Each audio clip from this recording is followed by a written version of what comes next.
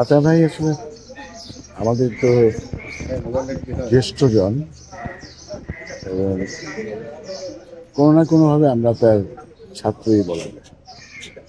এবং যে কয়জনকে দেখে আমরা থিয়েটার করার জন্য উদ্বুদ্ধ হয়েছিলাম, এবং যাদের অনুপ্রেরণা প্রত্যক্ষ বা পরোক্ষভাবে, এদের মধ্যে আতা ভাই অন্যতম একজন। জনপ্রিয় অভিনেতা আসলে মামুন ডায়নামিক্স রশিদ ভিন্ন ছিল। স্যার এবং পাশে যিনি অন্য ছোটদের একজন সাথে যেমন গুণী মিশতে অভিনেতা পারতেন, বড়দের সাথে ওনার মিশতে শ্বশুর পারতেন। আতাউর রহমান সেই সাহেব। অর্থে আতা আজকে ভাইয়ের সাথে আতাউর আমার রহমান সাহেবের দূরত্বটা বয়সের থাকতে পারে, জানাজায় এসেছেন কিন্তু মামুন রশিদ চিন্তার সাহেব সহ আরো ক্ষেত্রে অনেক ওনার এবং সহ সৃজনশীল আর্টিস্টরা, কর্মকাণ্ডের ক্ষেত্রে আমরা যে এবং মামুন রশিদ মত সাহেব বিনিময় ওনাকে করতাম, সান্ত্বনা দিচ্ছেন। সেখানে দেখুন, ওই বয়সের পার্থক্যটা কখনোই বড় হয়ে দেখা দেয়। পণ্ডিত মানুষ ছিলেন। আর্ট কালচার করতে আসা মানুষের সবাই অতটা পাণ্ডিত্য রাখে না, এবং নানান বিষয় রবীন্দ্রনাথ থেকে শুরু করে ওয়েস্টার্ন লিটারেচার সব কিছুর উপর তার যেরকম দখল ছিল, এটা সবার থাকে না। এবং ওনার এই আলোয় আমরা সবাই আলোকিত পেয়েছি, আবার তার কাছ থেকে অনেক কিছু শিখেছি। এবং এমনও হয়েছে যে কোনো জায়গায় থেকে গেলে অথবা কোনো কিছু বুঝতে না পারলে তাকে আমি নির্দ্বিধায় জিজ্ঞেস করতে পারতাম যে এটা কি। এবং উনি বুঝিয়ে বলতে পারতেন, এবং বিভিন্ন রেফারেন্স দিয়ে বলতে পারতেন। যেমন তার নানান বিষয়ে পড়াশোনা ছিল, তারপর থিয়েটারের সাথে এতটাই ওতপ্রোতভাবে জড়িত ছিল এটি, নাট্য নির্দেশনা, অভিনয়, সাংগঠনিক কাজ সব কিছু মিলে, যে উনি আসলে আমাদের একজন পথ প্রদর্শকের মতো ছিল। এবং তার ভিতরে একটা অদ্ভুত ধরনের উষ্ণতা ছিল। উষ্ণতাটা একদম যুবকের উষ্ণতা, উদ্দীপনা, যাই বলি না কেন।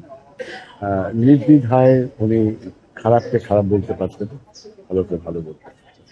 যেটা আমরা যেটা সবসময় করি না, আমরা কখনো কখনো হিপোক্রেসি করি, যে ভালোটাকে ভালো বলতেও যেমন একটু দ্বিধা হয়, অথবা খারাপটাকে খারাপ না বলে বলে ঠিক আছে। ওনার ভিতরে উনি স্ট্রেট ফরওয়ার্ড টাইপের লোক ছিলেন, যেটাই কখনো কখনো কারোর কাছে মনে হতো যে টুয়েলভ, কিন্তু আমার দৃষ্টিতে এটা ছিল যে উনি একটা এক্সেপশন ছিলেন, যে উনি সত্য কথাটা নির্দ্বিধায় বলে দিতেন। নাট্যম মানে বাংলাদেশ জুড়ে, শুধু বাংলাদেশ না, পশ্চিমবঙ্গে ওনার একটা অবস্থান ছিল নাট্য নির্দেশক হিসেবে। এক ধরনের গবেষণা তার ভিতরে ছিল, লিখিত গবেষণা, রেগুলার লিখতেন। তবে তার আলোয় আমরা আলোকিত এটা বলতে পারি। এবং ওনার চলে যাওয়া বাংলা নাটকের একটা বড় দুঃখের কাল, বড় একটা দুঃখের সময় তার চলে যাবে। ওনার সাথে আমার লাস্ট কথা হচ্ছে বছর 2 আগে, কেন উনি একটু ঘরেই থাকতেন। তখন কি করছি না করছি এগুলো নিয়ে একদিন ফোনে কথা বলেছে। উনি বলছিলেন যে আমি তো কাজ করতে পারছি না এখন, তুমি কি কি করছো? আমি তাকে বললাম যে আমি এই কাজ করছি, এটা খুব অ্যাপ্রিসিয়েট করলেন। এই ধরনের সম্পর্কটা ছিল। লাস্টে কি করছেন যে নাট্য জগতের এমন একজন গুণী মানুষ চলে যাওয়াতে, এবং সরকার থেকে কোনো ধরনের আসলে ব্যবস্থা গ্রহণ করছেন না, আপনাদের ইন্টারভিউ অফিসে পদক পেয়েছেন এবং সেই সাথে স্বাধীনতা পুরস্কার পেয়েছেন। এটা যে এমন একটা রাজনৈতিক ডামাডোলের মধ্যে আমরা এখন আছি, যেটা হচ্ছে বিভাজনের রাজনীতি, যেটা আসলে যদি 24-এর গণঅভ্যুত্থানকে বলি যে বিভাজনের রাজনীতি, বা এর থেকে বাইরে আসা অন্তর্ভুক্তিমূলক একটা সমাজ গঠন করা, যেখানে যার যা প্রাপ্য। উনি তো দেশকে অনেক কিছু দিয়েছেন, দুটো পদক পেয়েছিল, তো মানে স্বাধীনতা পদকও পেয়েছিল। ওনার যে সম্মান রাষ্ট্রের পক্ষ থেকে পাওয়া উচিত ছিল, সেটা আমরা অনুপস্থিত দেখতে পাচ্ছি। কিন্তু যেটা হচ্ছে যে ওনার সম্মান আসলে আমাদের কাছে, আমরা তাকে সম্মানিত করছি, এবং আমরা কিন্তু রাষ্ট্র, আমাকে রাষ্ট্র চিনুক বা না চিনুক, অথবা আমাকে স্বীকৃতি দেখ বা না দেখ, তার কর্ম তো, অথবা তার কর্ম তো আর ভ্যানিশ হয়ে যাবে না, তাই না? তার কর্মের কথা সবাই জানে, তার যে অবস্থান সমাজে এবং তার যে রেপুটেশন সবাই জানে। যার ফলে রাষ্ট্রীয় সম্মান কখনো কখনো অসম্মানের পর্যায়ে যায়, যখন সেটা বায়াস, যখন সেটা মানে বুদ্ধিদীপ্ত হয় না, যখন যেটা মানে ইম্পার্শিয়াল হয় না, তখন সেটা অনেক সময় মানে উনি পেয়েছেন স্বাধীনতা পদক, পদক, রাষ্ট্রের দায়িত্ব এটা তাকে সম্মান, শেষ সময় তাকে সম্মান। নিবেদন করছেন আমাদের কামনার প্রতি। আমাদের খেয়ালি নাট্য গোষ্ঠীর শাহিন আহমেদ শ্রদ্ধাঞ্জলি জানাতে এসেছেন মাতার প্রতি। পরবর্তী থিয়েটারের শওকত হাসান, শঙ্কর শাহজা, শঙ্কর দাকে আমরা অনেক বছর পর বাংলাদেশ আবৃত্তি শিল্পী সংসদ মাসুম আজিজুল বাসার আমাদের অত্যন্ত প্রিয় মানুষ। আতা ভাই উপদেষ্টা ছিলেন বাংলাদেশ আবৃত্তি সমন্বয় পরিষদের, শিল্পী সংসদের। নিবেদন করছেন কণ্ঠশীলন নীল বরকত শ্রদ্ধা জানাতে এসছেন।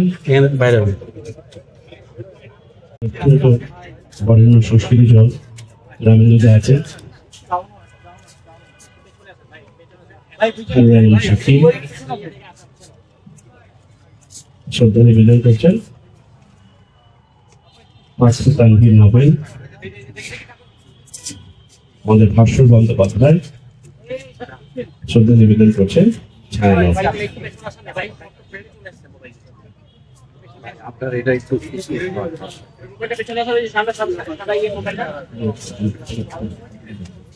পদাতিক নাট্য সংসদ বাংলাদেশ সাবিল রেজা শ্রদ্ধা নিবেদন করছেন। মঞ্চ সভাপতি কোথায় নিবা তো জায়গাও দেখতেছি না, নিতে হবে তো। নজরুল ইসলাম সুইট, আমাদের ফকির সিরাজ সহ মিজানুর রহমান, আমাদের রেজা ভাই সহ সকলে শ্রদ্ধা নিবেদন করছেন। নাট্যপালা আর কেউ থেকে থাকলে আমরা অনুরোধ করছি 4টার সময় এখান থেকে চলে যাব।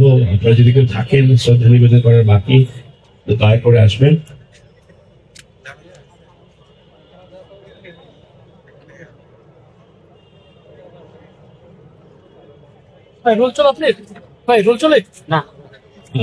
দৃষ্টিপাত নাট্য সংসদ, দৃষ্টিপাত নাট্য সংসদের পক্ষ থেকে শ্রদ্ধাঞ্জলি জানাচ্ছেন।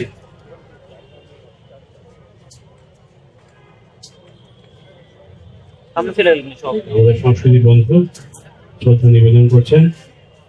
আমরা এখান থেকে বনানী কবরস্থানে মঞ্চ সভাপতি আবুর রহমানকে জ্ঞাপন দেওয়া হবে।